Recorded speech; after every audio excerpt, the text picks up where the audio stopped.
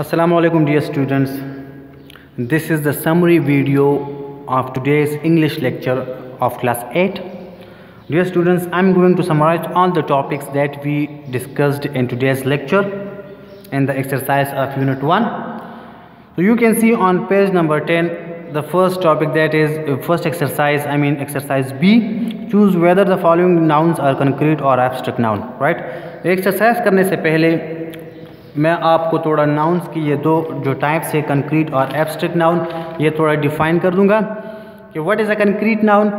A concrete noun, it is a noun that we experience through our five senses. Sight, smell, hearing, taste and touch. Right? The second one is abstract noun. What is abstract noun? Abstract is the name of an idea, feeling or concept. Right? It is a noun that we cannot experience with our five senses.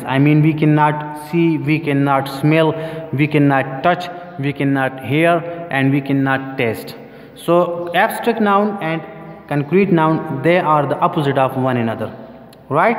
The examples of abstract noun are given here. An abstract noun is a quality, a concept or an idea. For example, charity, comfort, culture, faith. Okay, idea, beliefs, communication, democracy, friendship. The third one is quality, beauty, courage, determination, honesty. So these are some of the examples of the abstract noun. So a concrete noun can be experienced with our five senses, and on the other hand an abstract noun cannot be experienced with any one of our five senses. Right? So this exercise B is related to these two types of a noun, abstract and concrete. Now we have to choose whether the following nouns are abstract or concrete. The first one is love. Love is an abstract noun. It's a feeling. Right? Book is a concrete noun. We can touch, we can see book. Girl is a concrete noun. Intelligence is an abstract noun. It's a quality. We cannot experience intelligence with our five senses. Right? Mouse is a concrete noun. Loyalty is an abstract noun. Laptop is a concrete noun. Peace is an abstract noun. Okay guys, now come to exercise C. Choose whether the following nouns are countable or uncountable. Count or uncount. Right? Also use the words in sentences of your own. Now before we go further with this exercise, I would like to explain these two types of a noun, that are countable and uncountable.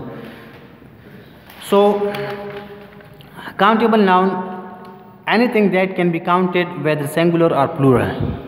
Every that noun that have a singular form and that has a singular form and a plural form, so it's called a countable noun. For example, boy, boys, an apple, apples, a house, many houses, a car, few cars, 10 cars, 100 cars. So in simple words, a countable noun is that noun which has a singular form as well as a plural form. Right? So with a singular countable noun I use a or an, and with the plural form of the countable nouns there is no need to use a or an. Just we add s or es with the countable plural nouns. Right? Now the next type of a noun is uncountable noun. Uncountable noun is what? Uncountable noun is that noun which cannot be counted. They are always singular but give a plural meaning. They are used with a singular verb. Yeah, uncountable nouns are those nouns that we cannot count, like 1, 2, 3, 4, 5. No, we cannot count them, like coffee, tea, sugar, water. We can say that honesty. So we cannot count these nouns. They are uncountable. They are always used with a singular verb, but the meaning is plural. For example, the water is cold. If I say the water is cold, water is uncountable noun, So the water is, and I have used a singular verb which is. The water is cold. So it doesn't mean a singular drop of water. No, it means that the whole water. Right?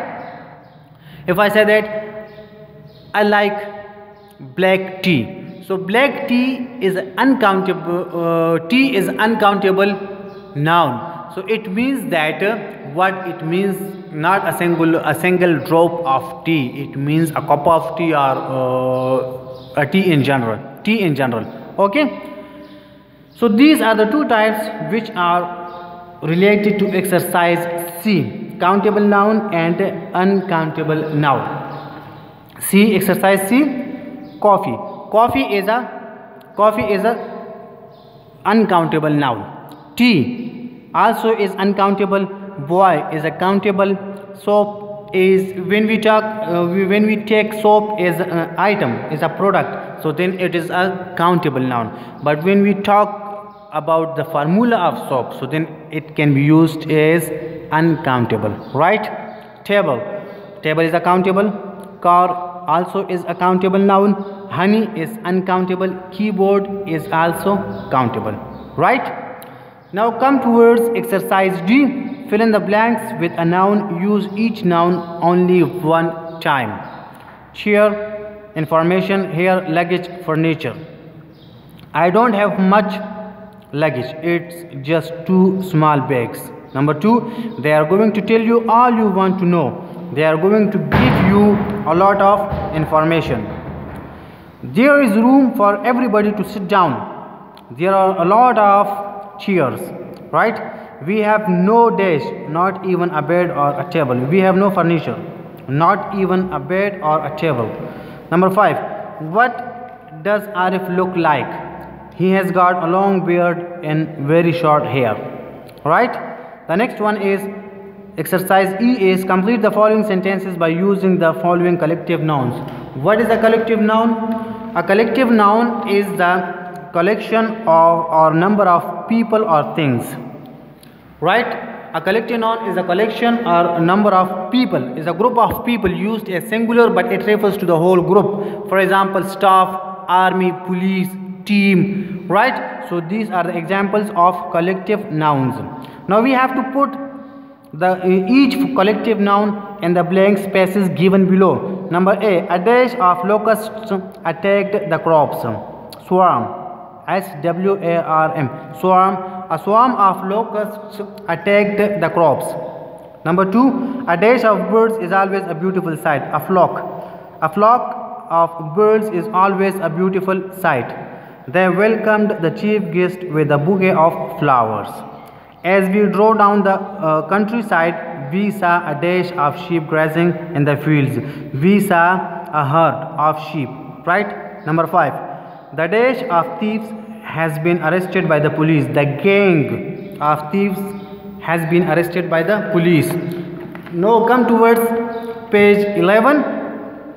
We have different nouns which gave us a singular meaning in the which gave us a different meaning in the singular form and a different meaning in the plural form. For example, arm, when it is used in the singular form, it means a part of the body, but when it is used in the plural form, it means weapons.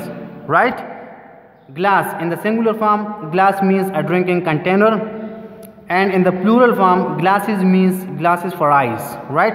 Content in the singular form means in a state of peaceful state of mind, while contents in the plural form means the things that are included in something and something. Spectacle in the singular form means a visually striking performance, while spectacles in the plural form means a pair of glasses. Now come towards noun phrase, the very last topic of your unit 1. That is, a noun phrase is a group of words which functions as a noun in a sentence. For example, springtime is the most beautiful. Springtime is the noun phrase. Beyond was a green and pleasant valley. A green and pleasant valley is a noun phrase. Pick out noun phrases from the following sentences. Number 1, I expect our team to win. Our team, right? Do you know his age? It's a noun phrase. Your coming poses a problem for us. So for us, a problem for us is a noun phrase. His parents hoped for his success. His success is a noun phrase. She would not admit her guilt. Her guilt is a noun phrase. Thank you guys.